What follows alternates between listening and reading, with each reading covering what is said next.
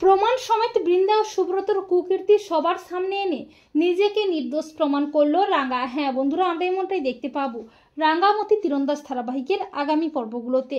নবারুণকে তড়িঘড়ি করে হসপিটালে আনা হয়। নবারুণের কন্ডিশন খুবই খারাপ হয়ে যায়।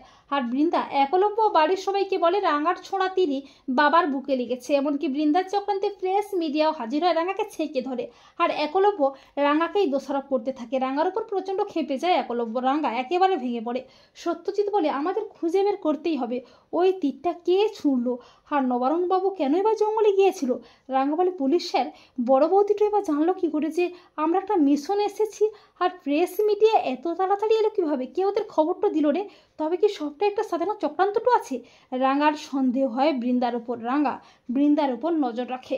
আর নবারুণকে কলকাতার নার্সিংহোমে অ্যাডমিট করা হয়। নবারুণ আগের থেকে অনেকটাই সুস্থ থাকে। কয়েকদিন পর বৃন্দা যখন সুব্রতর সাথে গোপনে চক্রান্ত করছে, তখন রাঙ্গা আড়াল থেকে সবটা শুনে ফেলে, এমনকি ফোনে ভিডিও করে রাখে।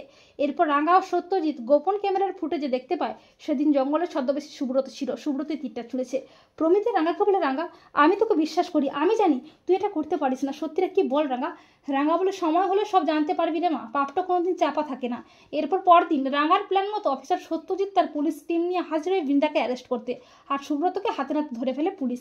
পুলিশের ভয়ে কোনো মতেই সত্যিটা বলে না বৃন্দা, কিন্তু সুব্রত রাঙ্গার তীর ও পুলিশের হুমকির ভয়ে মুখ খোলে। সুব্রত বলে নবারুণবাবুকে আমি তীরটা মেরেছিলাম, বৃন্দায় রাঙ্গাকে ফাঁসাতে টাকা দিয়ে আমাকে এই কাজটা করতে বলেছিল। তা শুনে সবাই অবাক হয়ে যায়, এমনকি রাঙ্গা ফুটেজের ভিডিওর প্রমাণগুলোও দেখায়। এগুলো দেখে সবাই চমকে ওঠে। প্রমাণ সহ বৃন্দাকে অ্যারেস্ট করে পুলিশ, আর রাঙ্গা নিজেকে নির্দোষ প্রমাণ করে। তো বন্ধুরা, তোমরাও এটাই চাও তো যে প্রমাণ সমেত বৃন্দা ও সুব্রতর কুকীর্তি সবার সামনে এনে নিজেকে যেন নির্দোষ প্রমাণ করতে পারে রাঙ্গা? কমেন্ট করে জানাতে ভুলো না যেন তোমাদের মতামতটি।